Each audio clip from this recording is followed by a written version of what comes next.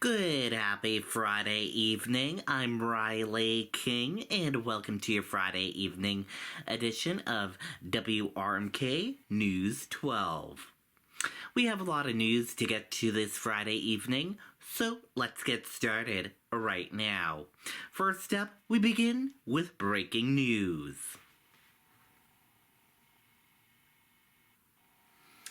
One person dies from Legionnaire's disease after staying at a New Hampshire resort.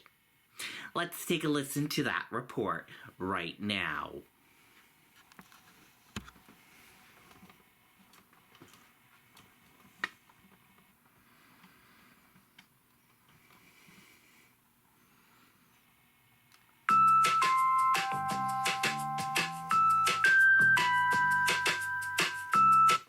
Monica, the department says those two people are from out of state, and that person who died is from Massachusetts. We're also learning that they're both older adults. Investigators say they'd stayed at the resort during separate months in different rooms. And from their understanding, these cases are not directly connected. The other person known to investigators who got sick with that same pneumonia is from Rhode Island. They were also hospitalized among those two people.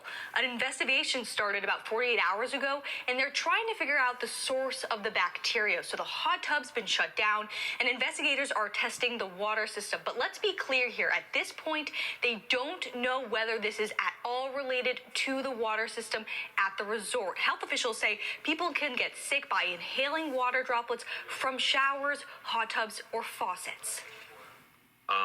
And some of the common culprits that oftentimes can become contaminated and then spread contaminated water droplets in the air include things like hot tubs and water fountains. And so in the course of our investigation, those are the types of sources that we look for that could be causing contaminated water to be spread, and people then inhale the droplets of water and can develop an infection.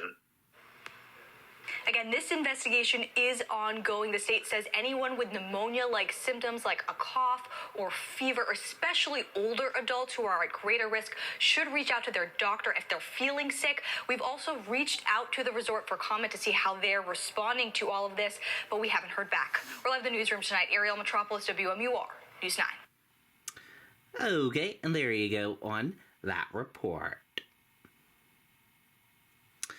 Surveillance video shows break-in at Pelham Smoke Shop.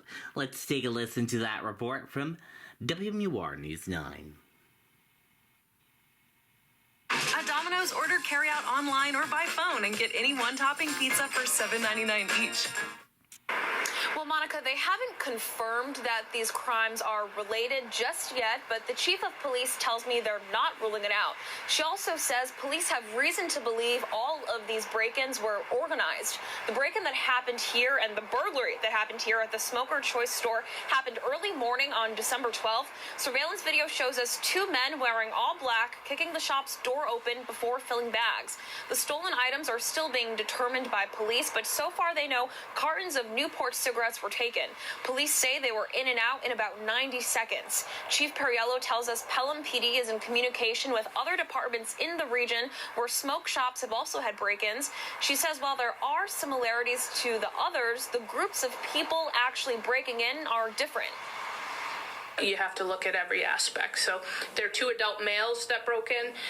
It looks like the ones that are occurring in Massachusetts might be a younger age group, but either way, what's taking place is very organized. And the chief also tells us since the break-in that happened here seemed to target the actual store and the items being sold inside, not people, there's no threat to the general public. We're live in Pelham tonight. Imani Fleming, WMUR News 9. Okay, and there you go on that report.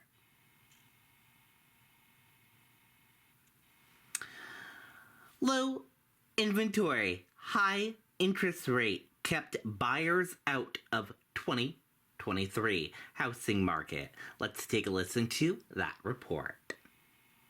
It was May 2021 when Cody Conroy and his girlfriend Christina finished school and decided to move in together. We were going to get a house. It's going to be easy. It's going to take a couple months. 2.5 years later, Cody and Christina are still looking. One house in Amesbury, we had put an offer in on, probably 100 over, and it was probably 32 offers on that house. So that's just one example. And over the course of their journey, their interest rate went from the low 2s to nearly 8%. We were able to look at houses in the 600s. Now it's tough to look at houses in the 400s. New Hampshire broker Brian Cosette says it's a vicious cycle right now. Low inventory is keeping prices up, and high interest rates are preventing people from putting their homes on the market. It's really hard for people to leave behind a 3% interest rate to get something in the 7s. So, and that's compounding the inventory problem we have. Rates peaked at about 8% this year. The National Association of Realtors expects to drop into the mid-6s by the spring of next year. And that optimism is already impacting buyers in a positive way. In anticipation of some rate drops, banks are starting to slightly decrease their rates already. So that's a good sign. For now, though, Cosette says there are creative ways around higher mortgage rates. Some lenders are offering 2-1 buy-down programs where a one-time fee can earn you 2 years to work into your mortgage. So in the first year, it's actually 2% lower than what the rate would normally be. Then it becomes 1% lower in the second year before kind of graduating into their normal rate. And then who knows, by then we'll see where rates are at. Maybe they can actually refinance and get an even better rate than what they're at now. And refinancing is always an option, even without the 2-1 buy down. That's why Cosette says with home prices still on the rise, it's a good idea to pull the trigger now if you find a home you love. You might wait a year to get an interest rate that's, say, 1 percentage point lower, but at that point your home price might be fairly significantly higher, especially if there's more competition. The thinking is there's some people on the sidelines that when interest rates do come down, they might jump back into the market. And if that happens, that's going to be more competition. More competition means higher prices. As for Cody and Christina, it's pretty tough. Gets emotional. They're moving into an apartment and crossing their fingers for better luck in the new year. We're hoping for 2024. That's the goal. Just a note on the 2-1 buy down. Cosette says the ideal situation would be if you could negotiate to get the seller to pay that one-time program fee so nothing is coming out of your pocket. Catherine Underwood, WMUR News 9. Okay, and there you go on that report. Great tips there. Affidavit reveals potential motive in a shooting at a dairy restaurant. Let's take a listen to that report. So, Monica, 27-year-old John Kratz is facing second-degree murder charges in the shooting death of his uncle, 64-year-old John Kratz Jr., at the Lobster Claw 2 restaurant back in May. That newly unsealed affidavit reveals Kratz allegedly told investigators he fatally shot his uncle because he believed he was protecting his father from being murdered. He also told police he thought what he was doing was legal. Kratz also telling investigators that he believed his mother and others were trying to kill both himself and his father, and that he built his own gun for protection from parts purchased on eBay after his father took his other guns away. Kratz also told investigators about prior mental health issues. John Kratz is currently being held without bail while awaiting trial. A not guilty plea was entered on his behalf during court proceedings, which took place earlier this year. Okay, and there you go on that report.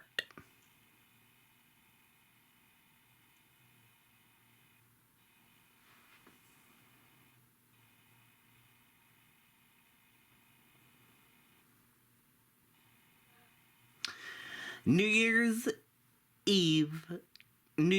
travel rush gets underway with all eyes on the weather. Let's take a listen to that report from NBC News. Of all the Republicans running for president, why is Donald Trump only attacking Nikki Haley?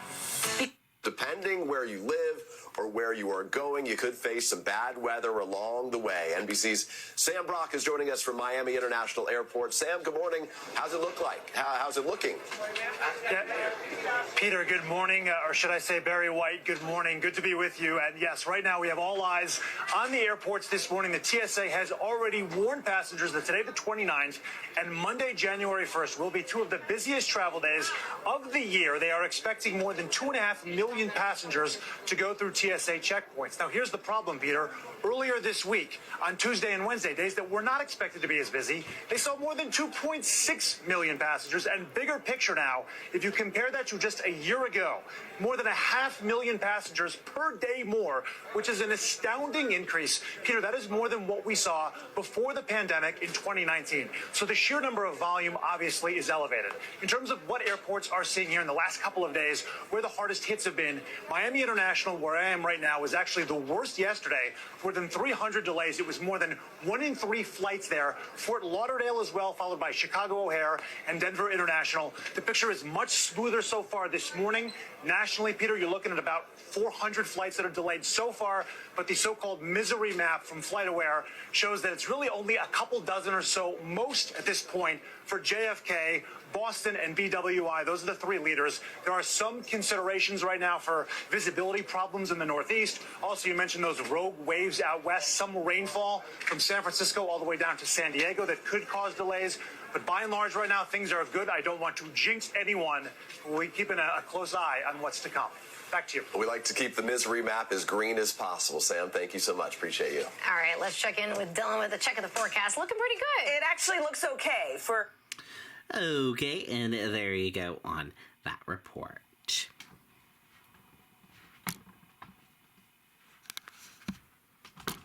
And that does it for... Okay, I'm sorry about that. Let's go into sports right now. Sorry about that. Forgetting sports.